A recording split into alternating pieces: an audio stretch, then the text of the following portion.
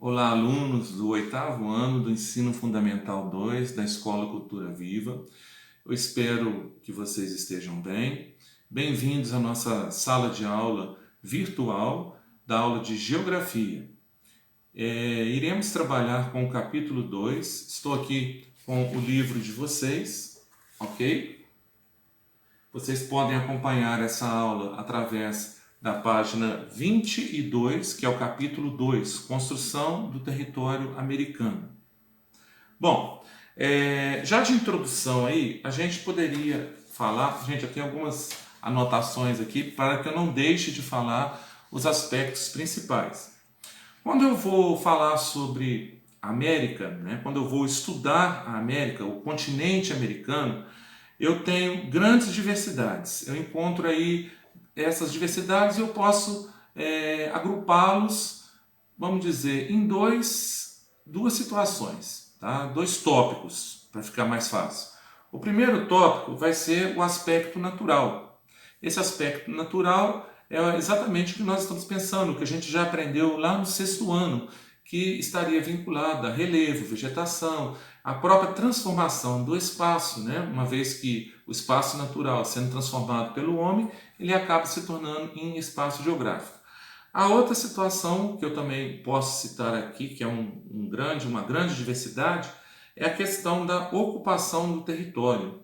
Porque se a gente falasse, os europeus chegaram aqui e eles modificaram e daí tudo começou a acontecer, tá, beleza, não está errado não. Só que eu tenho que lembrar que quando Cristóvão Colombo chegou aqui na nossa América, ele nem sequer entendia que isso aqui era América. Afinal de contas, eles estavam passando por uma situação econômica na Europa e procuravam novas rotas. E tiveram a ideia, através de Américo Vespúcio, tiveram a ideia de fazer essa rota no sentido oeste, porque sempre tentavam a rota no sentido leste. Então, na verdade, aí eu poderia estar falando até que era um capitalismo comercial, né? Era o primeiro momento aí que a gente tem de mercantilismo. Isso se dá às grandes navegações e também às conquistas de terras que eles foram tendo com países que eles se diziam donos à medida que iam descobrindo. Na verdade, descobrir não seria o termo muito correto, né? Mas é o que traz os nossos livros. Descobrir é aquilo que nunca foi encontrado.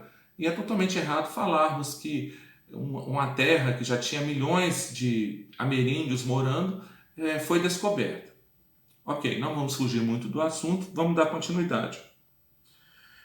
Para compreender o continente americano, é preciso entender que já desde o passado existia então o que a gente chamaria de desigualdade social. Na verdade, a desigualdade social ela já era desde o passado e com a chegada dos europeus ela ainda se manifesta mais, né?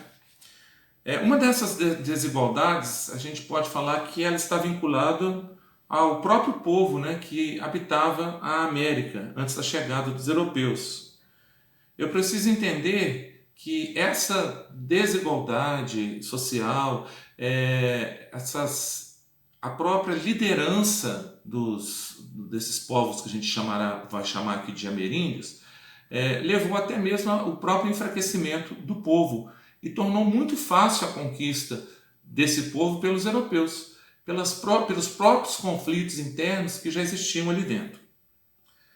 Bom, eu preciso também falar sobre algumas situações aqui e eu vou colocar para vocês como fatores de colonização. Tá? Vamos chamar assim que eu acho que vai ficar mais fácil, né? Se você seguir o livro aí você vai entender melhor. O primeiro fator ele se dá no final do século XV. O que aconteceu no final do século XV? No final do século XV a gente tem exatamente o período das grandes navegações. Tá? O continente europeu ele tinha uma necessidade muito grande de traçar algumas rotas, como eu disse anteriormente, para que ele pudesse manter o chamado mercantilismo, ou também eu posso chamar de capitalismo comercial. Eles tinham essa necessidade. Eles tentaram de todas as formas irem para o leste e uma vez, né, que Gênova e Veneza, lá na Itália, resolveram chamar o Mediterrâneo de Mare Nostrum, e eles monopolizaram totalmente aquele mar e cobravam impostos para que as pessoas pudessem trazer as suas mercadorias para serem vendidas na Europa. Esses impostos eram tão caros que não era lucrativo para os demais europeus passar e pagar por esses impostos. Pois bem, o primeiro fator então está vinculado ao que a gente chamaria de capitalismo comercial. Esses europeus precisavam encontrar novas terras para poder comercializar. Mas quem são esses europeus inicialmente? Quem são esses povos? Bom, é importante ressaltar aqui até um fato histórico que posteriormente vocês poderão estudar, poderão perguntar ao professor de história de vocês. Mas esse fator que eu quero destacar aqui é sobre a própria população europeia que veio aqui para a América. No primeiro momento, então, parte deles eram o que a gente chama de anglo-saxões. Eles serão representados aí principalmente pelos ingleses, ok? Os outros povos eram os mestiços, tá? Esses mestiços, gente, são os antigos descendentes do povo romano. A gente tem que lembrar que Roma foi invadida, o Império Romano foi invadido, eram chamados daqueles que balbuciam, né? Aqueles que não falavam o latim. Então, porque a língua que se falava em Roma, a língua que se falava no Império Romano era o latim. Então, esses vândalos, né? Esses bárbaros, que o nome que foi dado pelos romanos, né? A gente poderia chamar de nomenclatura, né? Dada a esses povos que não falavam latim, na verdade não era um único povo. Quando a gente fala de bárbaros, nós estamos citando vários povos, ok? Esses povos eles não falavam latim, mas posteriormente, através da língua latina, através da convivência ali com a mistura, né, com essa miscigenação que ocorreu ali e com a conquista também de seus territórios, a gente tem aqui o que a gente vai chamar de mestiço, o povo português e o povo inglês.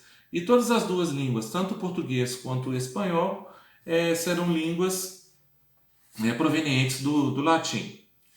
Bom, então se eu tenho de um lado anglo-saxões e do outro lado os mestiços, eu posso dizer que quando a América foi conquistada, ela acabou se dividindo em duas Américas, ok? Bom, vamos falar então sobre a América anglo-saxônica no passado, ok? O América anglo-saxônica aí eu poderia dizer que está representada através dos Estados Unidos e através do Canadá. Os ingleses, eles também vão deixar aqui, na questão geográfica, uma grande influência sobre nós. A língua inglesa, que hoje em dia é uma língua oficial em todos os países, né? Quando a gente viaja, a gente se vira bem com o inglês, sabendo falar, é claro, a gente se vira bem com o inglês. E outra coisa que os ingleses deixaram aqui como uma cultura foi o próprio protestantismo, tá? Vamos lembrar lá da Revolução Inglesa, se vocês ainda não estudaram, vocês em breve estarão estudando, que uma das situações que mais ocorreu foi a questão religiosa, né? A questão religiosa ela se fez muito presente dentro das revoluções, dentro das questões, dos conflitos, e por incrível que pareça, até hoje ela está presente. A exemplo, a gente pode citar a própria separação da Irlanda com a Irlanda do Norte. É mais um conflito religioso. Se você visita a Irlanda, você vê que ela é composta por muitas igrejas católicas, ao passo que na Irlanda do Norte ela ainda prevalece com o protestantismo. Ok? Bom, a América Latina ela poderá ser representada aqui através do México, da América Central e também da América do Sul. Quase toda a América, gente, ou melhor, né, quase toda essa parte da América Central com a América do Sul, ela foi colonizada por espanhóis e pelos portugueses. Na verdade, os portugueses eles colonizaram o Brasil, né, o nosso país, e o restante tudo ficou aí mesmo para a Espanha. Tanto que a maior parte desses países, eles da América Central, né, e também, vamos colocar aí o México, lá na América do Norte, foi também conquistado por latinos, por esses povos, por espanhóis. Então, apesar do México estar na América do Norte, ele não entra nessa conquista dos anglo-saxões, ele vai estar entrando na conquista dos latinos, vai estar entrando então na conquista dos mestiços.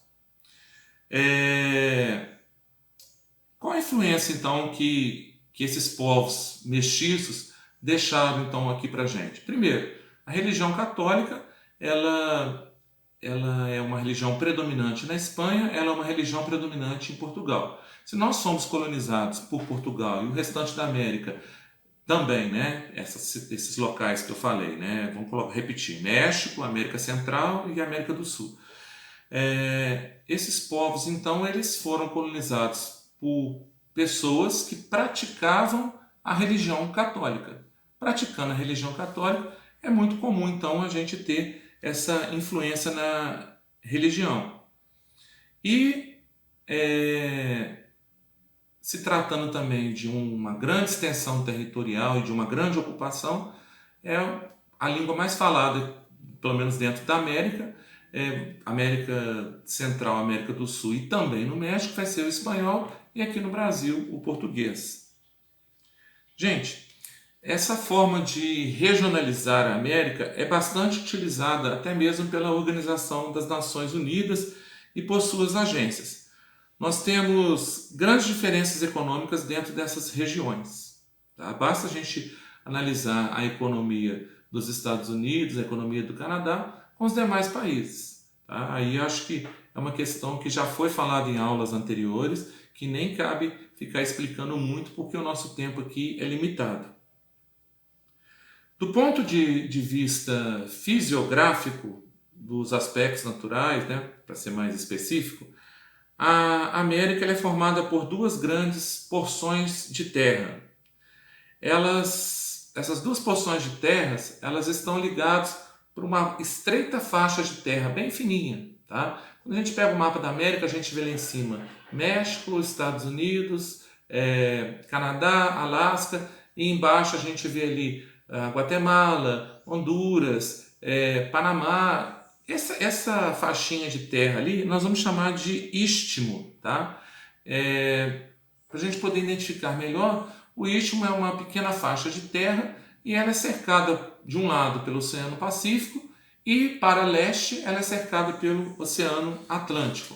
Tá? Espero que isso fique bem claro, e aqui no livro vocês poderão ver isso na página 25, vocês poderão ver na página 24, tá? Toda essa questão aí da América Latina, América Anglo-Saxônica, a gente tem mapas, a gente tem essa divisão fisiográfica no mapa da página 24. Então dá uma olhadinha lá, vale a pena. Logo depois tem algumas atividades aí que valem a pena serem feitas. Vamos continuar aqui então com a nossa aula. Bom, a leste do istmo, tá? Além do Oceano Atlântico, a gente também vai ter o que a gente chamará de Antilhas. O que são Antilhas? É um número gigantesco de ilhas que a gente tem ali. Este istmo também vai ser chamado de América Central. Tá?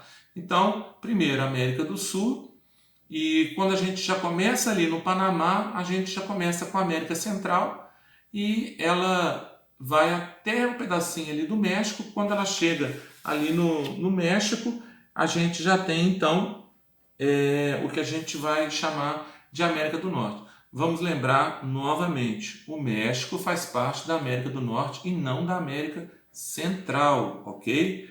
Porque muitas pessoas confundem isso. Eu quero somente relembrar que antes do continente ser regionalizado em América Latina ou América Anglo-Saxônica, muitos povos, que a gente vai chamar de ameríndios, já ocupavam esses territórios. Falei no início da nossa aula e volto a falar.